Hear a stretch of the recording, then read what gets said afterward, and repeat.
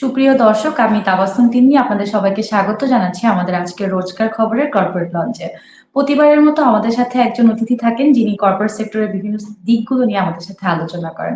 তো আজকে আমাদের অতিথি হয়ে আছেন মোহাম্মদ আব্দুর রহমান বর্ষণ ভাইয়া।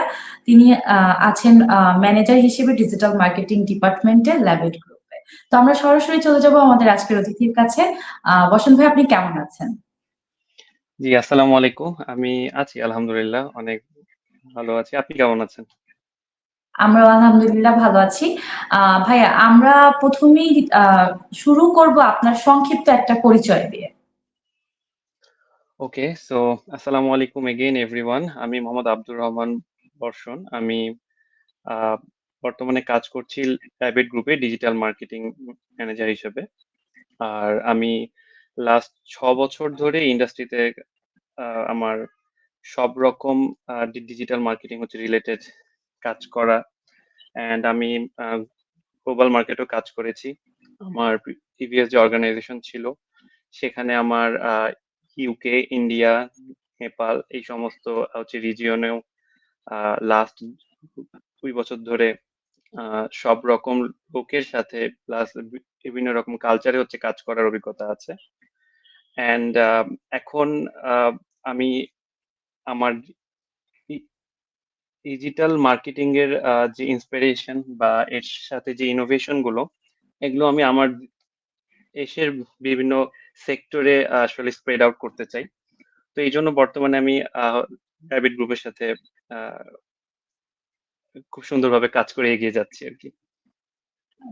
For the best.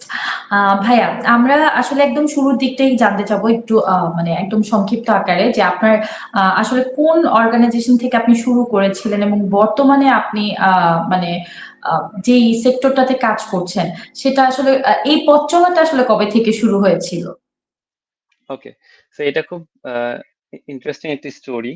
এটা আমি অনেককে ইনফর্ম করি এবং আমার বলতেও খুব আনন্দ লাগে। আমি আমার স্টুডেন্ট লাইফ থেকে আহ, এই সেক্টর নিয়ে কাজ করা শুরু। আমি ডেফোডিল ইন্টারন্যাশনাল হচ্ছে ইউনিভার্সিটি থেকে কম্পিউটার সায়েন্সের উপর আন্ডার গ্রাজুয়েট কমপ্লিট করি। অ্যান্ড সেখানে আমি আমার ইউনিভার্সিটি লাইফের থার্ড ইয়ার থেকেই ইউনিভার্সিটির যে ক্লাবগুলো থাকে, ক্লাব এগুলোর সাথে অ্যাফিলিয়েটেড ছিলাম।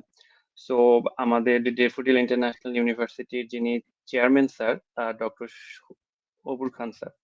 তো উনি এক সময় আমি যখন থার্ড ইয়ার স্টুডেন্ট, তো উনি ইউনিভার্সিটির ডিন প্লাস যারা স্টুডেন্ট অ্যাফেয়ার্স এর সাথে অ্যাফিলিয়েটেড এই সমস্ত টিচারদেরকে উনি একটা ইনস্ট্রাকশন ওই সময় দিল যে আমার ইউনিভার্সিটির ভিতরে যে ক্লাবগুলো আছে এগুলা থেকে কিছু স্টুডেন্টকে তুমি পিক করে আনো।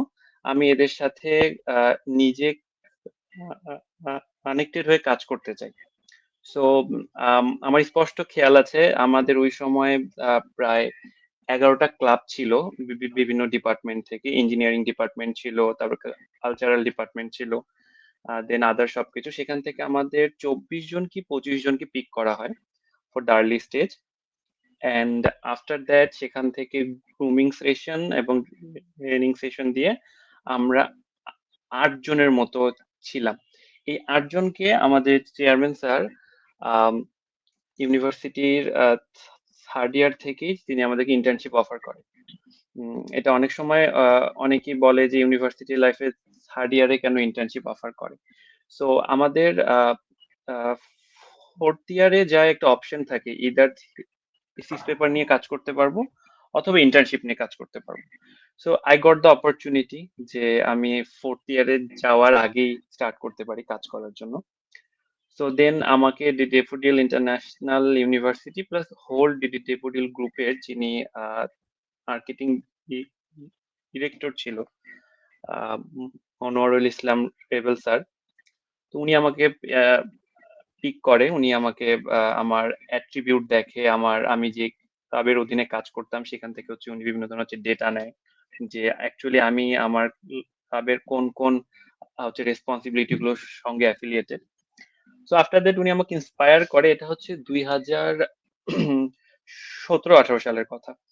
তো তখন আমাদের দেশে কিন্তু ডিজিটাল মার্কেটিং এই জিনিসটা একদম আর্লি স্টেজেও নাই। লাইক ইন্টারন্যাশনালি এটা একটা এক্সপোজার আসতেছিল, আমাদের দেশে তখনও তেমন একটা ছিল না। তো দেন উনি আমাকে খুব সুন্দর মতো গ্রুমিং করে যে তুমি যেহেতু ইঞ্জিনিয়ারিং ব্যাকগ্রাউন্ডের স্টুডেন্ট, সো আমি তোমাকে অ্যাজ এ মার্কেটিং ডিরেক্টর হিসেবে এই সেক্টরে আনতে চাই আর কি, মার্কেটিং সেক্টরে। তো আমি স্যারকে বলি যে স্যার আসলে আমি তো ইঞ্জিনিয়ারিং স্টুডেন্ট, আমি তো এই সেক্টরে গেলে আমার হয়তো এরিয়াটা সেইভাবে স্কেল করা সম্ভব হবে না। তো এরপরে তিনি অনেক অ্যাডভান্টেজ ডিসঅ্যাডভান্টেজ এবং কিভাবে একটা ইঞ্জিনিয়ারিং স্টুডেন্ট একটা মার্কেটিং ইন্ডাস্ট্রিতে অ্যাফিলিয়েটেড হয়, তো সেগুলো তিনি আমাকে খুব সুন্দর মতো ব্রিফ করে। অ্যান্ড আলহামদুলিল্লাহ আমি তার গাইডলাইন নিয়ে আজ অব্দি তার গাইডলাইন নেই, still he is my mentor. And আমি আমার স্টার্টিংটা এভাবেই। সো আপনার প্রথম যে কোশ্চিনটা ছিল যে আমি প্রথম কোথা থেকে স্টার্ট করি, তো আমার ইন্টার্নশিপ এবং ফার্স্ট জব ছিল হচ্ছে ডেফোডিল ইন্টারন্যাশনাল ইউনিভার্সিটির আন্ডারে। ইন্টার্নশিপ করেছিলাম ডেফোডিল গ্রুপের একটা বিপিও ছিল কোম্পানি আর কি, বিপিও কোম্পানি। অ্যান্ড প্রথম এক্সিকিউটিভ হিসেবে আমি পাই ডেফোডিল সফটওয়্যারে জবটা পাই। সো ওদের যে সফটওয়্যার গুলো ছিল সেগুলো নিয়ে অনলাইন প্রমোশন অ্যাডভার্টাইজিং আমার সেখান থেকে স্টার্ট। অ্যান্ড আফটার দ্যাট আমি নর্দার্ন গ্রুপে জয়েন করি। নর্দার্ন বিশ্ববিদ্যালয় নামে একটা প্রতিষ্ঠান আছে, আপনি অবশ্যই অবগত এবং আমাদের যারা উপস্থিত অডিয়েন্স তারাও জানে। তো সেখানে আমি 6 মাসের একটা প্রজেক্টে ইনভলভ ছিলাম। এটাও খুব ইন্টারেস্টিং একটা বিষয়, এটা আমি শেয়ার করতে চাই। সেটা হচ্ছে যে আমাদের গ্লোবালি প্রফেসর ফিলিপ কটলার, ওনাকে মার্কেটিং এর জনক বলা হয়। তো প্রফেসর ফিলিপ কটলারের সাথে নর্দার্ন ইউনিভার্সিটির একটা অ্যাফিলিয়েশন আছে। তো উনার একটা প্রতিষ্ঠান আছে, ওর নাম হচ্ছে কটলার ইম্প্যাক্ট। তো সেখানে একটা সামিট ছিল, গ্লোবাল সামিট। তো সেখানে আমার ডিরেক্ট উনার ম্যানেজারদের সাথে কাজ করার একটা অপরচুনিটি হয়। উনার সাথে কাজ করার হয়নি, বাট উনার আন্ডারে যারা ছিল আর কি, ম্যানেজার ছিল উনার এন্ড আরো কিছু স্টাফ ছিল, ওদের সাথে আমার কাজ করার অভিজ্ঞতা হয়। তো এইভাবে আমার স্টার্ট হয়, স্টার্টিংটা আমার এরকমই ছিল আর কি। আজকে আসলে আপনার যতটুকু বুঝলাম যে আপনার একদম শুরু থেকে ডিজিটাল মার্কেটিং এর সাথে মানে একদম অতপ্রতভাবে একদম জড়িত আপনি। সো একদম। আপনার জন্য একদম কমন যে একটা কোশ্চেন সেটা এখন আমি আপনাকে করব, সেটা হয়তো বা আপনি আরো অনেক জায়গা থেকেই পেয়েছেন। এটা হচ্ছে ডিজিটাল মার্কেটিংটা আসলে কি? ওকে ওকে, খুব সুন্দর একটা কোশ্চেন এবং এটা সব থেকে বেশি আমাকে শুনতে হয়। সো এটার খুব ইজি অ্যান্সার হচ্ছে যে ডিজিটাল মার্কেটিং হলো আপনার ইউনো অনলাইন প্ল্যাটফর্ম গুলো যে আছে, এটা হতে পারে আমাদের গুগল, হতে পারে এটা হতে পারে আমাদের সোশ্যাল মিডিয়া গুলো হতে পারে। সো অনলাইন প্ল্যাটফর্ম গুলোকে ব্যবহার করে আহ, যে কোনো প্রোডাক্ট অথবা যে কোনো সার্ভিসকে প্রমোট করা, এবং সেটা অবশ্যই ডেটা ড্রিভেন হয়। কারণ আমরা ইন জেনারেল যেগুলো অ্যাডভার্টাইজিং দেখি, ইন জেনারেল যে মার্কেটিং গুলো দেখি, যেটাকে আমরা বলি ট্রেডিশনাল মার্কেটিং, এগুলোতে আমরা আন্দাজ বা আমাদের একটা প্রি অ্যাজাম্পশন থাকে যে আজকে যদি আমি পত্রিকা একটা অ্যাড দেই, হয়তো পত্রিকাটা আজকে 50,000 পিস স্প্রেড আউট হবে, সেখান থেকে আমার 1 লক্ষ লোক দেখবে। অথবা যদি আমি কোনো টিভি চ্যানেলে একটা অ্যাড দেই, আহ, হ- হয়তো আনুমানিক 3 লক্ষ লোক দেখবে আজকে এই চ্যানেলটা। বাট ডিজিটাল মার্কেটিং এর ক্ষেত্রে ইউ ক্যান ইউনো এক্স্যাক্টলি কত লাখ কত হাজার মানুষ আপনার প্রমোশনটা দেখলো, আপনার প্রোডাক্টটা দেখলো, কতজন এঙ্গেজ হলো, আবার কতজন অ্যাকচুয়ালি আপনার প্রোডাক্টটা বা সার্ভিসটা কিনতে আগ্রহী। সো ইচ এন্ড এভরিথিং আপনি পেয়ে যাবেন। এটাই অ্যাকচুয়ালি ডিজিটাল মার্কেটিং। আহ এখন আমি যে কোশ্চেনটা করব সেটাও হয়তো বা আপনি সবসময় আপনার সচরাচর শুনতে হয়, সেটা হচ্ছে আমরা এখন প্রত্যেকটা সেক্টরেই কিন্তু আসলে ডিজিটাল মার্কেটিংটা অনেক বেশি গুরুত্বপূর্ণ। এটা কেন? এটা কেন প্রয়োজন? এইটা এটা কেন সব সেক্টরের জন্যই আমরা এখন দেখতে পাই প্রত্যেকটা সেক্টরে, যদি বলেন এটা কর্পোরেট, যদি বলেন এটা কোনো গ্রুপ অফ কোম্পানির কাজ, এটা যে কোনো সেক্টরে। So digital marketing is must সবার জন্য। সো এটা এটা কেন? ওকে, তো আমি এটার সাথে আরেকটা বিষয় অ্যাফিলিয়েট করতে চাই যে মার্কেটিংটা অ্যাকচুয়ালি কি। সো মার্কেটিং হচ্ছে যে আপনার প্রোডাক্ট বা আপনার সার্ভিসের ভিজিবিলিটিটা ইনক্রিজ করা। ইউনো, আপনার কাছে একটা অ্যাজ ফর এক্সাম্পল ধরেন একটা ল্যাপটপ আছে। সো আপনার কাছে ল্যাপটপ আছে, আপনি এই ল্যাপটপটা সেল করতে চান বা আপনি এই ল্যাপটপটা দিয়ে কিছু টাকা আর্ন করতে চান অথবা সমাজকে বা কোনো স্টুডেন্টকে হেল্প করতে চান। সো আপনি যে জি। কাজটা করতে চান এটা তো আর 10টা সাধারণ মানুষের কাছে পৌঁছাতে হবে, মানুষের চোখে ভিজিবল করতে হবে যে you have something for the audience. So digital marketing last 5 বছরে খুব বেশি ইম্প্যাক্টফুল হয়েছে আমাদের দেশে, যদিও এটা আর্লি স্টেজে আছে এখনো। সো এটার মেইন কারণ হচ্ছে আপনি যদি দেখেন আমাদের দেশে বর্তমানে প্রায় 12 কোটি থেকে 13 কোটি লোক ইন্টারনেট হচ্ছে ইউজ করে। তো ইন্টারনেট ইউজ করে মানে ইদার সে গুগলে রিসার্চ করে বা কোনো কিছু সার্চ করে, অথবা সে ফেসবুক, ইনস্টাগ্রাম, লিঙ্কডইন, টিকটক এগুলোতে কি করে, সময় স্পেন্ড করে। মার্কেটিং এর একটা কোর জিনিস হচ্ছে যে যেখানে অডিয়েন্স সেখানে প্রোডাক্ট পিচ করো। তো এই জন্যই ডে বাই ডে প্রতিটা industry, I can say education industry, I can say textile industry, I can say, you know, FMCG, I can say real estate, সব জায়গায় এখন ডিজিটাল মার্কেটিং অনেক বেশি impactful because audience online based হয়ে গেছে। True. And আরেকটা জিনিস এটার সাথে, সেটা হচ্ছে যে আহ, কিছুক্ষণ আগে যে জিনিসটা বলেছি সেটাই আবার হচ্ছে রিপিট হচ্ছে যে আপনি একটা পত্রিকায় অ্যাড দিলে যে 1 লক্ষ টাকা স্পেন্ড হয়, ইউ কান্ট অ্যাকচুয়ালি নো যে how much people have seen your advertisement, because একটা পত্রিকায় আপনি সকালবেলা অ্যাড দিলেন, সকালবেলা পত্রিকাটা গেল, বিকাল নাগাদ ওই পত্রিকাটা কিন্তু শেষ। এরপরে ইদার সেটা কোনো একটা প্রোডাক্ট হচ্ছে র্যাপিং করতেছে কোনো দোকানদার ওটা দিয়ে, অথবা আপনি মুড়ির দোকানে গিয়ে যখন বলেন "এ মামা 20 টাকার একটা মুড়ি দাও", তখন দেখবেন ওখানে ওই পত্রিকাটা মরানো। বাট আপনি যখন অনলাইন অ্যাডভার্টাইজিং মানে ডিজিটাল মার্কেটিং এ একটা অ্যামাউন্ট স্পেন্ড করতেছেন, সে আপনাকে পুরোপুরি একুরেট দিয়ে দিচ্ছে যে তোমার প্রোডাক্ট আমি এতজনকে শো করছি। এই জন্যই এটা ইনক্রিজ হচ্ছে ডে বাই ডে প্রতিটা সেক্টর। ট্রু। ভাইয়া, এখন আমি নেক্সট যে কোশ্চেনটা আপনাকে করব সেটা হচ্ছে আপনি আপনার আপনার কোশ্চেন অ্যান্সার থেকে আসা, মেটা আর গুগল কোনটা কাদের জন্য বেশি কার্যকর বলে আপনি মনে করেন? ওয়েল, এটা আর গুগল দুটো অনলাইন অ্যাডভার্টাইজিং বা ডিজিটাল মার্কেটিং এর টুল, বাট একটা এক কোম্পানির, আরেকটা আরেক কোম্পানির, আমরা সবাই জানি। সো এটা না অবজেক্টিভের উপর ডিপেন্ড করে। যেমন আমরা ডিজিটাল মার্কেটিং এ আহ, অনেক ধরনের অবজেক্টিভ আছে। যেমন প্রথমে একটা অবজেক্টিভ বলি যে আমি আমার কাছে একটা প্রোডাক্ট আছে, আমি সেই প্রোডাক্টটা জাস্ট মানুষকে শো করাইতে চাই। মানুষ যেন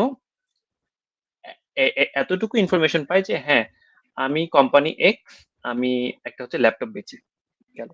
সেকেন্ড একটা অবজেক্ট হচ্ছে যে আমি মানুষকে এডুকেট করতে চাই। অ্যাজ ফর এক্সাম্পল, আমার মতো আরো 3টা মানুষ ল্যাপটপ বিক্রি করে। So why you have to buy or you should buy আমার প্রোডাক্ট।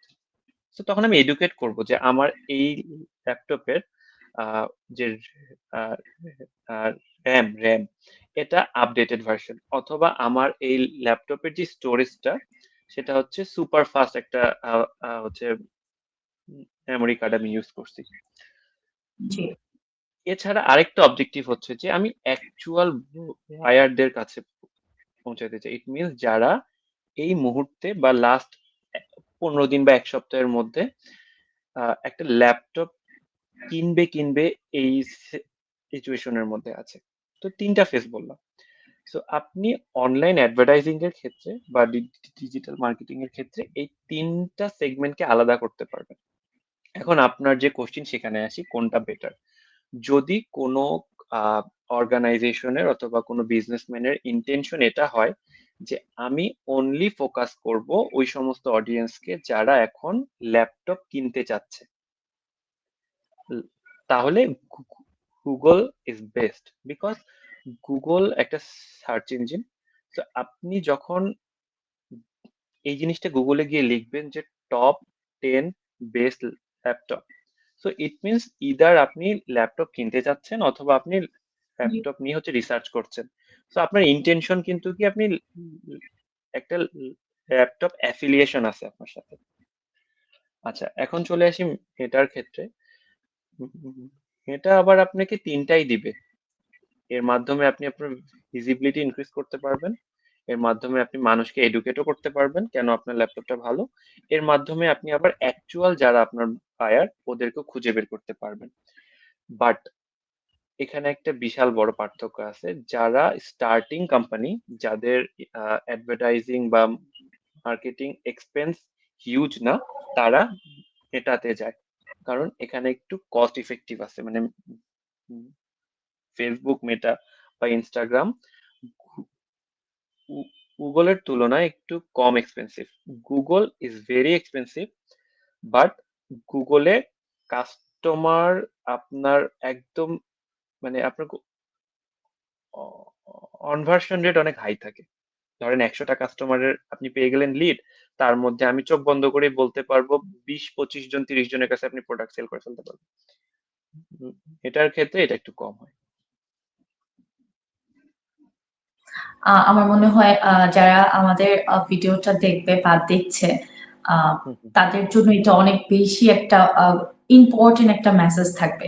এবার আসি নতুনদের ক্ষেত্রে, যারা নতুন এই সেক্টরে কাজ করতে চাচ্ছে, তারা অনেকেই হয়তোবা ডিসিশন মেক করতে অনেক কনফিউশনে ভোগে। তো আপনার ক্ষেত্রে আপনি ওনাদেরকে কি অ্যাডভাইস দিবেন যে ফ্রিল্যান্সিং বা কর্পোরেট কোনটার ক্ষেত্রে ওনারা ভালো করতে পারে, বা আপনার কি অ্যাডভাইস থাকবে নতুনদের ক্ষেত্রে? আহ মানে যারা নতুন স্টুডেন্ট লাইফ কমপ্লিট করেছে এই টাইপের হ্যাঁ, মানুষদের কথা এরকম, বলছেন? বা যারা কর্পোরেট সেক্টরে ডিজিটাল মার্কেটিং নিয়ে কাজ করতে চাচ্ছে, এটা হতে পারে কর্পোরেট এবং নিজেদের ক্যারিয়ারের জন্য। হুম হুম ওকে। সো আমার খুব সুন্দর কোশ্চেন একটা। সেটা হচ্ছে যে আমি অলওয়েজ আমার আন্ডারে যারা starting a as a intern কাজ করে অথবা অ্যাজ এন এক্সিকিউটিভ যারা করে, জয়েন করে, আমি, ওরা অনেকেই কোশ্চেনটা করে যে আসলে আমি কি স্যার মানে ফ্রিল্যান্সিং করতে করতে, মানে ওটাই কি স্টার্ট করা আগে উচিত ছিল তারপরে আমি কর্পোরেটে আসতাম, নাকি এখান থেকে স্টার্ট করব? সো আমি সবসময় তাদেরকে একটা কথা বলি, সেটা হচ্ছে যে আহ, আপনি দেখবেন যে ইংরেজিতে একটা আছে শব্দ, LEARN, আর্ন, লার্ন। সো এখানে কিন্তু এলটাকে উজ্জ্ব যদি করেন তাহলে কি হচ্ছে, আর্ন। সো আর প্রথমে শিখো, আর্ন, তারপরে আর্ন করো, তারপরে ইনকামটা করো। আমাদের সবার অবজেক্টিভই একটা ইনকাম করা, খুব সুন্দর একটা অ্যামাউন্ট ইনকাম করা। সো আপনার কোশ্চেনের যে অ্যান্সার সেটা হচ্ছে যে আহ, কোনো একটা বিষয় যদি শিখতে হয় তাহলে সবার আগে কোনো একজন প্রফেশনালের আন্ডারে শিখতে হবে, অথবা কোনো একজন এক্সপার্টিজের সঙ্গে বিভিন্ন প্রজেক্টে থেকে কাজ শিখতে পারে। সো ইট নট নেসেসারি যে তাকে কর্পোরেট জবে ঢুকে শিখতে হবে। তবে আহ, প্রথম উপদেশটাই আমি এটাই দেই যে তুমি আগে একজন কোনো কোম্পানিতে ঢুকো অথবা কোনো এক্সপার্টের সঙ্গে অ্যাফিলিয়েট হয়ে কোনো প্রজেক্টে কাজ করো। আফটার দ্যাট যখন তোমার এফিসিয়েন্সি তুমি বুঝতে পারবা যে না, আমি এখন যে কোনো প্রজেক্টকে বা যে কোনো একটা ইন্ডিভিজুয়াল সেক্টরকে একা লিড দিতে পারবো।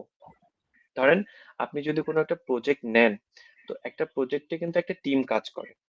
সো একটা ট্রু। টিমে ধরেন যদি 5টা 6টা সেক্টর থাকে, ডিপার্টমেন্ট থাকে, আপনাকে যে কোনো একটাতে খুব স্কিল, মানে একদম হতে হবে প্রো। আর অন্যান্য যে ডিপার্টমেন্ট গুলো, এগুলো সম্পর্কে একটা মোটামুটি ধারণা লাগবে, আদারওয়াইজ আপনি প্রজেক্টটা অন টাইমে কমপ্লিটও করতে পারবেন না, আউটপুটও আসবে না।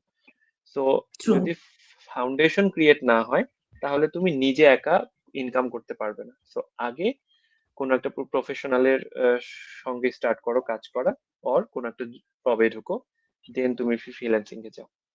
এটা সব থেকে বেস্ট এবং ইফেক্টিভ। থ্যাংক ইউ ভাইয়া।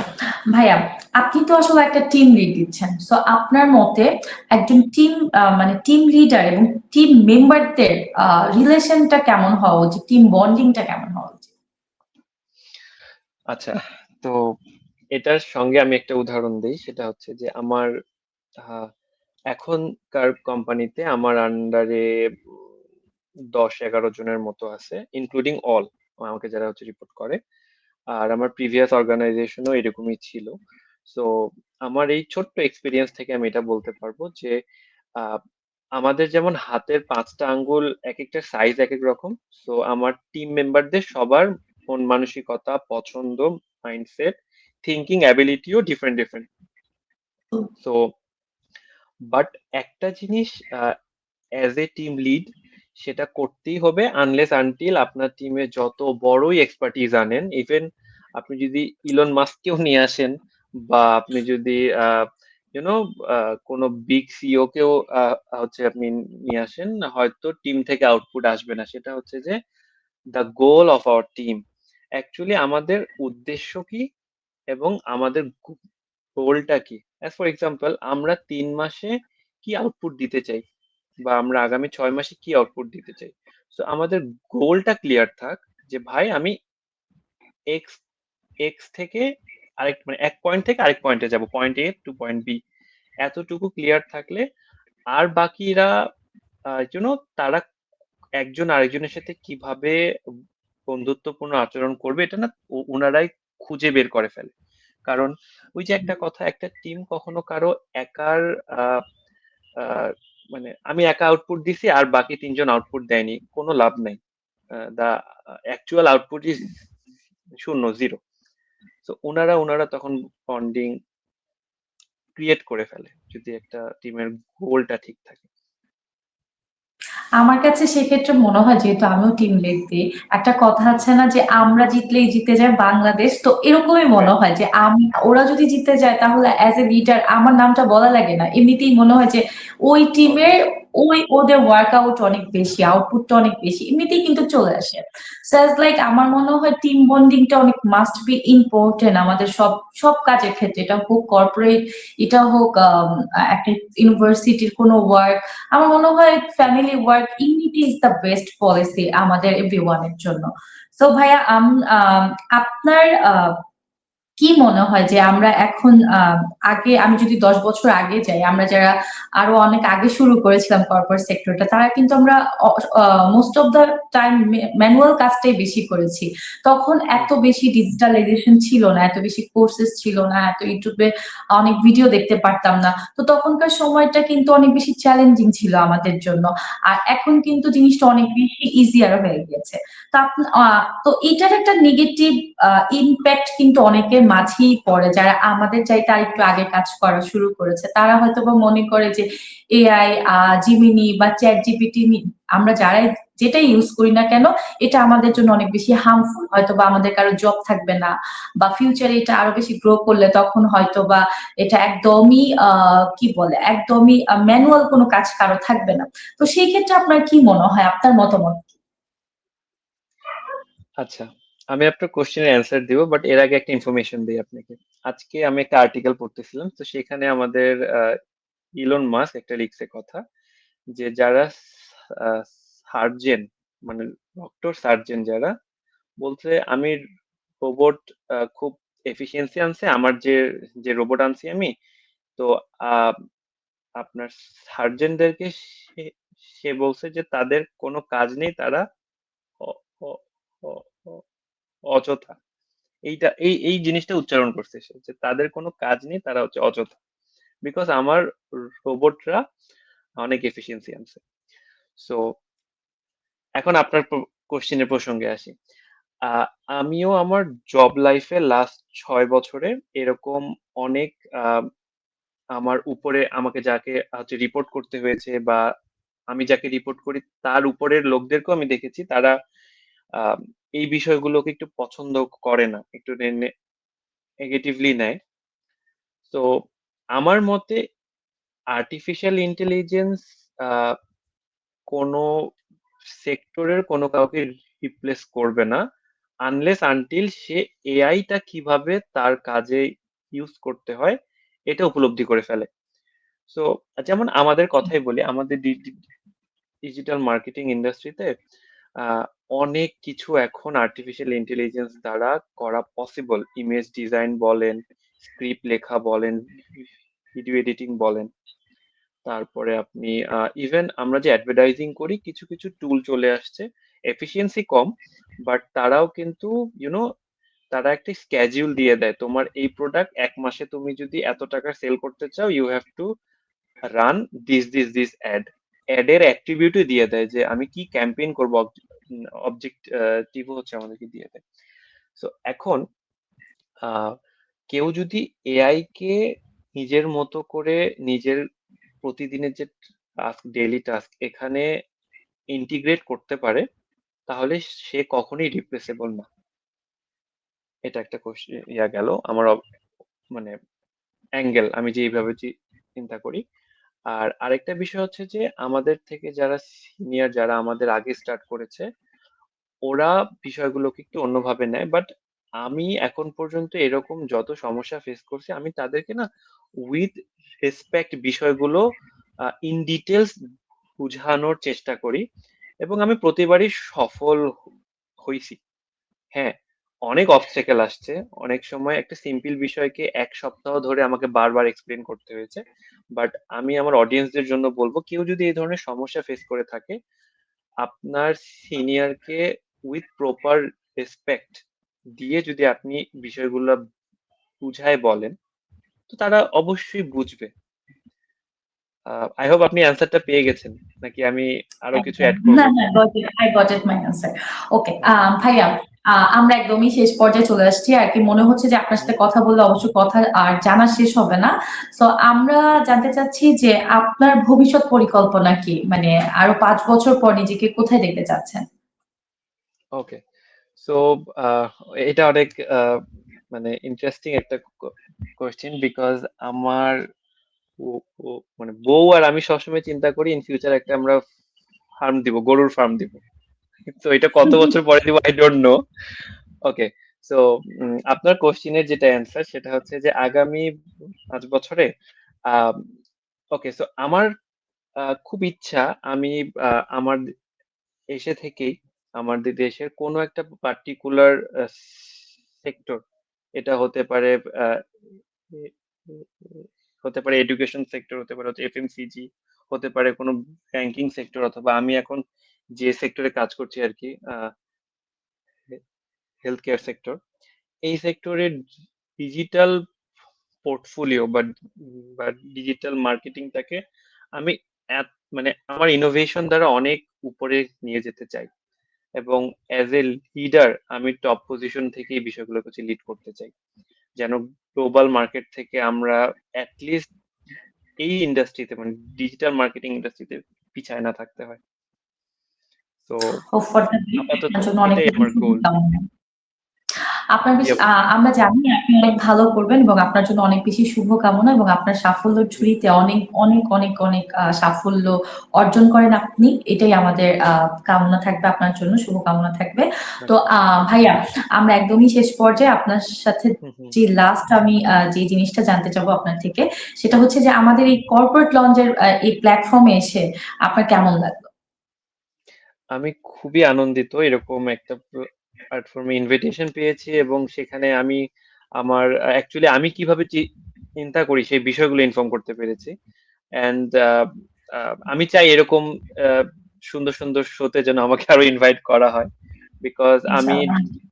ডিজিটাল মার্কেটিং অ্যাকচুয়ালি কি এই জিনিসটাকে আরো বেশি পরিমাণে স্প্রেড আউট করতে চাই। অ্যান্ড এখান থেকে যে কি পরিমাণ এফিসিয়েন্সি আনা সম্ভব, কি পরিমাণ প্রতিটা ছোট কোম্পানি হোক বা বড় কোম্পানি হোক অনেক বেশি উপকৃত হতে পারবে। এবং আপনার কাছ থেকে অনেক কিছু শেখার আছে আমারও, যে ইউনো মানে পাবলিক স্পিকিং, কমিউনিকেশন, এটা অনেক ইম্পর্টেন্ট একটা পার্ট। সো জি, বলেন। এগুলোই আর কি। থ্যাংক ইউ ভাইয়া, থ্যাংক ইউ সো মাচ আপনার মূল্যবান সময় থেকে আমাদেরকে সময় দেওয়ার জন্য। আর আমরা অনেক বেশি কৃতজ্ঞতা প্রকাশ করছি আপনাকে। আপনি আপনার মূল্যবান সময় থেকে আপনি যতগুলো মানে ইনফরমেশন ছিল গুরুত্বপূর্ণ, আমরা সবগুলোই পেয়েছি এবং হোপসো সবার জন্য এটা অনেক বেশি কাজে লাগবে। তো আমাদের রোজকার খবরের কর্পোরেট লঞ্চের টিম আপনাকে অনেক বেশি কৃতজ্ঞতা প্রকাশ করছি আমাদের সাথে এসে আপনার যে ইনফরমেশন গুলো ছিল, এক্সপিরিয়েন্স গুলো ছিল আমাদেরকে শেয়ার করার জন্য। ভালো থাকবেন, আপনার জন্য অনেক বেশি শুভকামনা। অনেক ধন্যবাদ আপনাদেরকে। আসসালামু আলাইকুম। সুপ্রিয় দর্শক, আমরা প্রতি সপ্তাহে এমন কিছু ব্যক্তিত্ব নিয়ে হাজির হয়ে যাব আমাদের রোজকার খবরের কর্পোরেট লঞ্চে। সে পর্যন্ত ভালো থাকুন, সুস্থ থাকুন এবং চোখ রাখুন রোজকার খবরের কর্পোরেট লঞ্চে। আল্লাহ হাফেজ।